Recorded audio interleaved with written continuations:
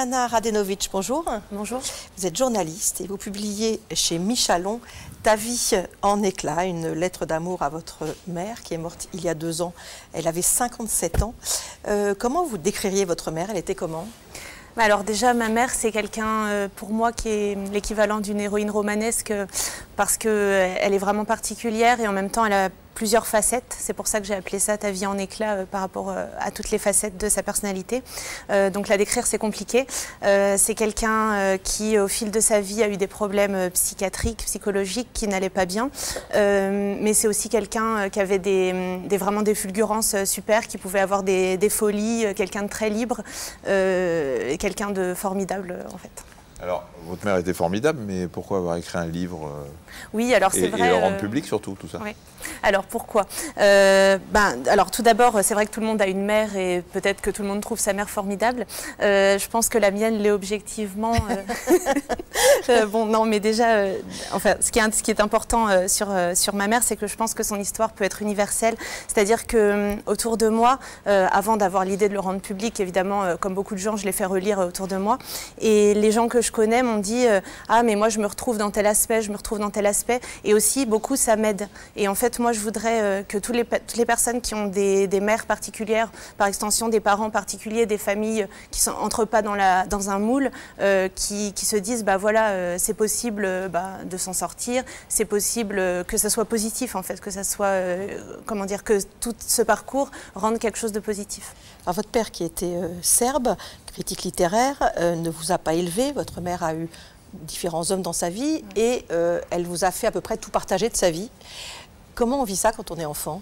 Alors oui, là c'est vrai que j'en parle maintenant avec le recul. Voilà, maintenant j'ai 31 ans et je suis âgée. Mais, très âgée. Enfin voilà, enfin plus âgée qu'un enfant. Et du coup, quand j'étais enfant, c'est vrai que ça n'a pas été facile tous les jours. Mais d'un autre côté, je pense que, enfin moi, j'ai vécu ça comme une relation très fusionnelle avec ma mère et une grande confiance qu'on m'accordait. C'est-à-dire que, par exemple, je raconte dans le livre, on a écrit une lettre de rupture ensemble contre voilà, un ex de ma mère qu'elle a quitté et que j'aimais pas beaucoup.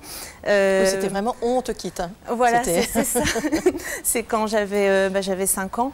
Mais du coup, j'ai su tout faire très tôt. Par exemple, la rompre avec quelqu'un, j'ai su le faire vraiment très tôt. Donc ça aide en fait pour la vie à affronter toutes les épreuves ensuite. En fait, on se sent plus fort parce qu'on se dit en fait tout ça on l'a déjà fait avant. Votre mère était très originale. Est-ce que finalement, c'est une marginale ou est-ce que c'était quelqu'un qui avait, comme vous l'avez dit, des fulgurances, un peu fantasques de temps en temps? Elle vous offre un bouquet de fleurs pour vos premières règles, par exemple. Je ne suis pas sûr que toutes les mamans... Oui, non, j'ai appris du coup que ça ne se faisait pas du tout. Oui, enfin, je ne sais pas personnellement, mais ce n'est pas forcément le premier geste qu'on attend. Oui, alors justement, cette frontière entre marginal et original, justement, pour moi, c'est intéressant parce que je pense que vu de l'extérieur, on pouvait la prendre pour une marginale, c'est-à-dire la mettre comme l'autre, enfin de l'autre côté de la société qu'on connaît. Et en fait, moi, j'ai voulu la rendre originale en faisant qu'on la comprenne, en fait. Parce que tous ces gens qu'on voit comme marginaux, au final, ils ont chacun une vie, des parents, ils sont nés dans une famille donnée, dans un milieu donné. Et au final, ça en fait, comment dire, des gens qui sont plus tellement si différents de nous. Et je voulais vraiment qu'on la comprenne comme ça. C'est une femme excentrique, certes, mais quand même malgré tout en souffrance. Elle s'est mise à un moment à boire à cause d'un de ses compagnons. Et puis elle a été internée, elle a fait une crise. Et les dernières années, c'est un peu malgré tout une descente aux enfers. Hein. Ça a quand même été des années de souffrance, sa vie. Oui, oui, oui. Alors c'est vrai que ça a été très difficile pour elle surtout. Et puis évidemment pour nous, moi et puis mes 2 sœurs qui allions bien, mais qui devions faire avec ça. Alors j'ai voulu parler de ça sans non plus faire dans le pathos parce que, comment dire, je trouve que des fois l'histoire est forte, c'est pas la peine d'en rajouter. Non, on devine derrière mais voilà, oui, c'est vrai. Mais en même temps, je pense que c'est des accidents de la vie. Elle aurait pu aussi, je sais pas, se faire renverser par une voiture et avoir des problèmes physiques donc pour lesquels elle aurait été à l'hôpital. Je veux dire, c'est des choses, je pense que tout le monde a un proche auprès duquel il doit se construire et auprès duquel c'est difficile de se construire. Et et justement, enfin, j'ai vraiment voulu qu'il y ait des choses légères et des choses lourdes aussi dans le livre, parce qu'en fait, c'est simplement la vie, quoi. J'ai pas envie du tout qu'on me plaigne. C'est quelqu'un de formidable qui m'a vraiment bien structuré comme je suis maintenant. Vous avez bien structuré. Vous dites, on a besoin de modèles, bien sûr, pour se construire. Un père absent, des beaux-pères qui défilent un petit peu, enfin il n'y en a pas eu qu'un, votre mère quand même, on va dire fantasque, voilà un petit peu, comme ça pour ne pas vexer. Bien ce mot.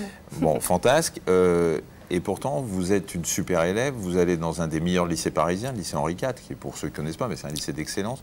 Comment on s'en sort de tout ça? Est-ce qu'aujourd'hui vous avez des conséquences, je ne veux pas dire des séquelles de cette relation fusionnelle que vous aviez avec votre mère? Oui, alors bien sûr, c'est vrai que ce n'est pas aussi facile peut-être que pour certaines personnes. Mais alors, c'est vrai que bon, pour parler du négatif, il a fallu que je me construise un petit peu toute seule. Enfin, toute seule, je n'étais pas vraiment toute seule, mais je veux dire de faire l'adulte. Voilà, ouais. Sans les modèles habituels. Ça, c'est vrai. Mais en même temps, ça m'a appris à être responsable, à avancer, à savoir ce que je voulais. Et elle a toujours eu une confiance absolue en moi. C'est-à-dire que pour elle, quand j'étais petite, je voulais être cosmonaute ou président de la République. Et elle m'a dit, bien sûr, tu vas y arriver. Je pense qu'il y a peu de parents qui diraient des choses pareilles. Bon, c'est peut-être lié aussi au fait qu'elle n'était pas tout à fait dans la vie réelle et normale. Mais c'est quelque chose, ça, qui m'a vraiment aidée. Après, évidemment, sur le côté psychologique, j'imagine que je dois avoir des choses à régler, mais comme beaucoup de gens qui écrivent des livres, au final. C'est une autre question. Elle vous manque aujourd'hui ? Oui. Surtout que ce livre, je lui parle en fait dans ce livre, je lui dis tu. Et quand j'ai dû écrire qu'elle mourrait dans le livre, là c'était comme si elle mourait une seconde fois. Donc oui, elle me manque et je pense qu'elle serait vraiment très fière. Donc merci pour elle. Merci à vous, Plana Radenović. Ta vie en éclat, c'est extrêmement touchant. C'est chez Michalon. Merci beaucoup. Merci à vous. Tout à l'heure, à 14h30, Allô Docteur, on va parler de la dépression des adolescents. On verra quels signes doivent alerter et comment on prend en charge ces jeunes en souffrance.